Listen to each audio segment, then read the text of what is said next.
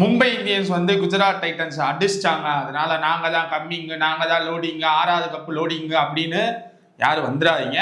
ஆனா ஜெயிச்சதுக்கு உண்மையிலே பாராட்டுக்கள். அதே மாதிரி நம்ம வந்து பழைய வீடியோஸ்ல யார் யாரை பாடிச்சோம்? திலக் வர்மா, வேற பும்ராவை நான் அடிக்கல, ஹர்திக் பாண்டியா அடிச்சோம். ஹர்திக் பாண்டியாவை பொழந்துட்டோம். ஓகே, மொத்த டீமையுமே அடிச்சோம். அதுக்கெல்லாம் பகிரங்கமா நாங்க வந்து மன்னிப்பு கேட்கிறோம். இன்னொன்னு நாங்க வந்து அடிச்சதுக்கான காரணம் வந்து அதுக்கு முந்தின மேட்சஸ்ல வந்து பெர்ஃபார்ம் பண்ணலையே தவிர்த்து பெர்ஃபார்ம் பண்ணா யாராச்சும் அடிக்க போறோம்? அடிக்க போறது இல்ல. ஓகே, இப்ப சொல்லுங்க, மும்பை இந்தியன்ஸுக்கு ஏன் 6வது கப்பு லோடிங் இல்லைன்னு இப்ப நீங்க சொன்னீங்க? நல்லா தானே அன்னைக்கு ஜெயிச்சிருக்கு குஜராத் கூட. ஆமா, நல்லா தான் ஜெயிச்சிருக்கு. பட் மும்பையோட டஃப் டீம்ஸ் நிறைய இருக்கு. சரிங்களா? ஸோ அதனால சான்சஸ் ரொம்ப கம்மி. இன்னும் 8 மேட்ச் இருக்கு. 8 மேட்ச் இருக்கு. இந்த 8 மேட்ச்லயே பாத்தீங்கன்னா 3 மேட்ச் கொஞ்சம் கஷ்டமான மேட்சா இருக்கு. இது ஆர்ஆர் கூட ஒரு மேட்ச் இருக்கு, ஆர்சிபி கூட ஒரு மேட்ச் இருக்கு, பஞ்சாப் கூட ஒரு மேட்ச். ஓகே, ஸோ இந்த 3 மேட்சும் கொஞ்சம் டஃபா இருக்கும். மற்றபடி கொஞ்சம் 5 மேட்ச் வந்து கொஞ்சம் ஜெயிக்கலாம் அப்படின்ற ஒரு நம்பிக்கை இருக்கு. ஓகே, பட் இப்போ டீம் ஒரு மாதிரி செட் ஆயிருக்குன்னு எனக்கு தோணுது. ஏன்னா ஓப்பனிங்ல வந்து டிகாக் வந்து இந்த மேட்ச்ல அடிக்கல, போன மேட்ச்ல அடிச்சிட்டாரு. அந்த இன்னொரு யங்ஸ்டர் வந்தாரு, கண்டிப்பா ரோஹித் சர்மா வந்துட்டாருன்னா அவரை உட்கார வச்சிருவாங்க.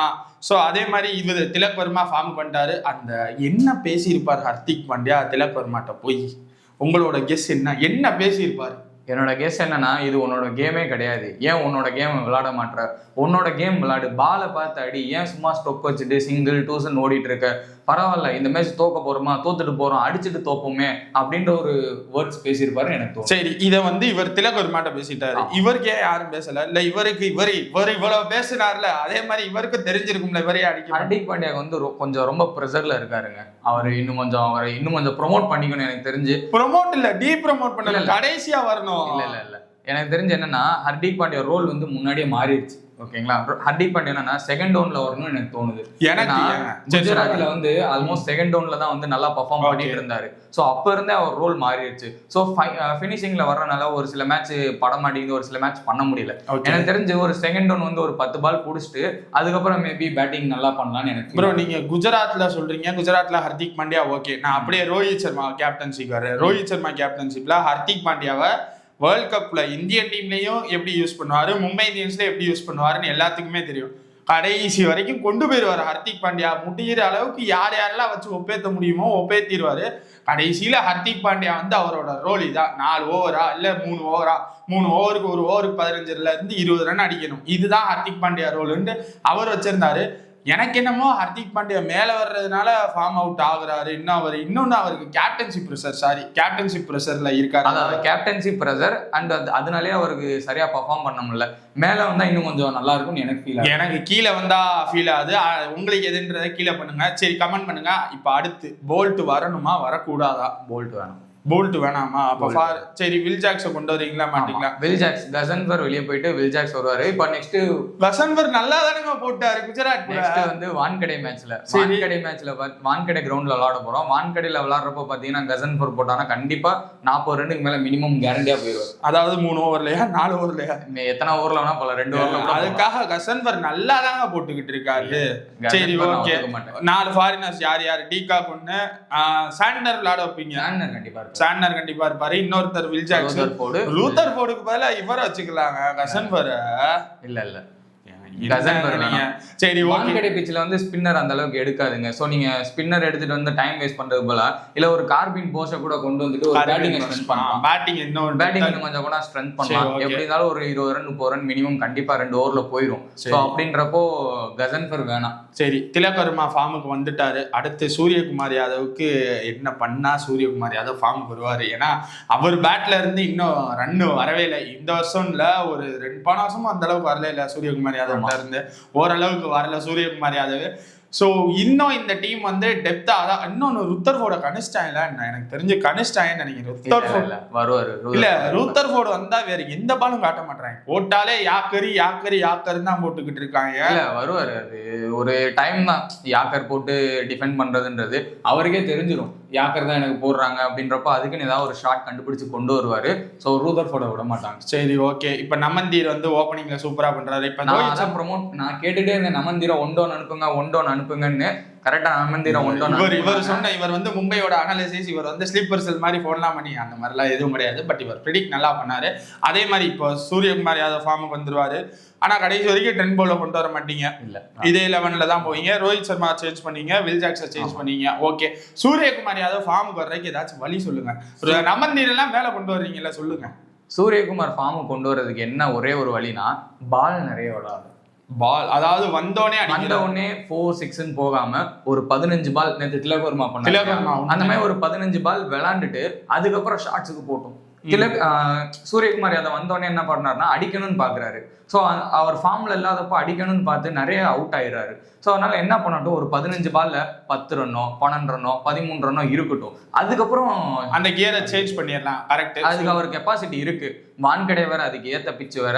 ஸோ மேபி அப்படி பண்ணாருன்னா அவர் ஃபார்ம் வர்றதுக்கு வாய்ப்பு இருக்கு. ஹர்திக் பாண்டியா 2வது ஓவர் போடுறாரு, அது எனக்கு தெரிஞ்சு ஒரு மாதிரி டவுட்டா இருக்கு. உங்களுக்கு என்ன தோணும்? இல்ல கரெக்ட் தான், ஹர்திக் பாண்டியா 2வது ஓவர் போட்டே ஆகணும், வேற வழி கிடையாது.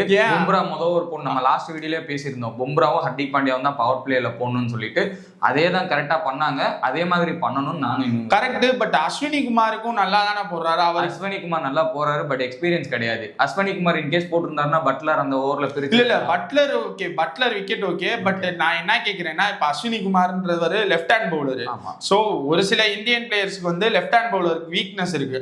சோ லெஃப்ட் ஹேண்டரை வச்சு அட்டாக் பண்ணலாம்ன்றது என்னோட கேள்வி. இல்ல ஹர்திக் பாண்டியா தான் செகண்ட் ஓவர் மோஸ்ட்லி போடுவாரு. 4th ஓவர் வேணா அஸ்வினி குமார் போடலாம். ஆனா நேத்து குஜராத் மேட்ச் கூட வந்து பவுலிங் ரொட்டேஷன் வந்து சூப்பரா இருந்துச்சு. ஃபர்ஸ்ட் ஓவர் பும்ரா, அடுத்த ஓவர் ஹர்திக் பாண்டியா. அந்த இன்எக்ஸ்பீரியன்ஸ் பிளேயர், அவரை வந்து நம்ம பேச மறந்துட்டோம் பாத்தீங்களா. இன்எக்ஸ்பீரியன்ஸ் கிடையாது, அன்கேப்டு பிளேயர். சூப்பரா போட்டாரு. அவர் ஓவர்ல ரன் வரல. அவர் வந்து ஒரு மாதிரி எப்படி சொல்றது, அவரோட ஹைட் அவர் யூஸ் பண்றாரு, போட்டு பாலை வந்து குத்தி ஏத்துறாரு. ஆனா சூப்பரா பண்ணாரு. இப்ப என்ன தெரியுமா பிரச்சனை, இதெல்லாம் பார்த்துட்டு யாருமே ஒரு மாதிரி ஹைப் ஆயிடக்கூடாது, அந்த மாதிரி கிடையவே கிடையாது. இது வந்து நமக்கு ஒரு வெற்றி. அந்த வெற்றியை நம்ம சந்தோஷப்படுத்திக்கலாமே தவிர்த்து இன்னும் வந்து டீம்ல வந்து ஏகப்பட்ட லூப் ஹோல்ஸ் இருக்கு. ஆக்சுவலி நேத்து ஹர்திக் பாண்டியோட கேப்டன்சி நல்லா இருந்துச்சு. அது ஜிடில பார்த்த மாதிரி எனக்கு ஃபீல் ஆச்சு. அது ஒண்ணு. இன்னொன்னு அவர் ஒரு மாதிரி அந்த ஆரா அப்படின்னு சொல்லுவாங்கல்ல, அது செம வைபா இருந்தாரு, அதை பாராட்டலாம். இப்போ அந்த லூப் ஹோல்ஸ் என்னன்னு சொல்லிடுறேன்.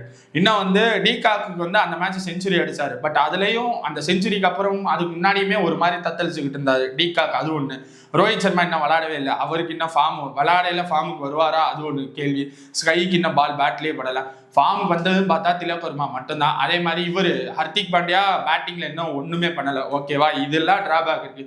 இன்னும் பவுலிங்ல நேத்து மேட்ச் சூப்பர் ஓகே.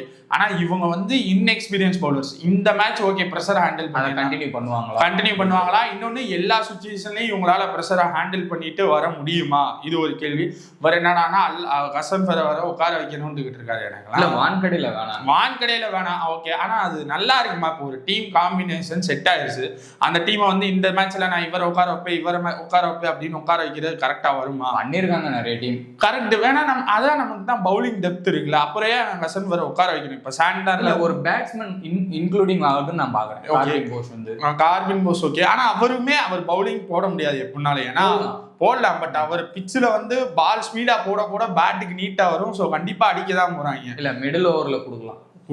சரி, இவரோடது எனக்கு ஆச்சரியப்பட எனக்கு வந்து இருக்கு. ஏன்னா நம்மளோட 4 பேர்னா வில் ஜாக்ஸ், ரூதர்ஃபோர்டு வந்து எனக்கு கொஞ்சம் வேணாம்னு தோணுது. வில் ஜாக்ஸ், மிச்சல் சாட்னர், நம்ம டிகாக்கு, இன்னொன்று வந்து நம்ம அல்லாஹ் ஹசன் ஃபர். என்னோடது. உங்களுக்கு எது இருக்குன்றதை கமெண்ட் பண்ணுங்க தயவு செய்து. நாங்கள் இப்போவும் சொல்கிறோம், நானும் எம்ஐ ஃபேன், இவர் எம்ஐ ஃபேன். எனக்கு ஹர்திக் பாண்டியா வந்து ரொம்ப பிடிக்கும், உங்களுக்கும் பிடிக்கும்னு தெரியும். அதனால நாங்கள் வந்து அந்த வீடியோவில் வந்து அப்படி பேசியிருந்தோமே தவிர்த்து எங்களுக்கு பிடிக்காமலாம் இல்லை, எங்கள் ஆதங்கத்தில் பேசலாம். ஏன்னா நாங்கள் வந்து மும்பை வெறியன். உண்மையை சொல்ல போனால் நாங்கள் வந்து அவ்வளோ பிடிக்கும், அதனால பண்ணது தான். கீழே வந்து சில பேர் கமெண்ட் செம்மையா போட்டுக்கிட்டு இருந்தாங்க, ஹர்திக் பாண்டியா பற்றி உனக்கு என்னடா தெரியும். அதே மாதிரி எனக்கு அதை கூட பிரச்சனை இல்லை. நீ போய் கிரிக்கெட்ல ஆடுறா, ஒரு பால் ஃபேஸ் பண்ற, டேய் அது என் வேலை கிடையாதுடா, நான் ஏன்டா அதை போய் பண்ணணும், அந்த மாதிரி தான் இருந்துச்சு. அதனால ஓகே, எல்லாம் நம்ம தான் பார்த்துக்கலாம். அடுத்த வீடியோவில் அடுத்த டீம், அந்த டீம் வந்து ஒரு அவங்களுக்கு இருக்கு. ஓகே, அடுத்த வீடியோவில் வந்து பார்ப்போம்.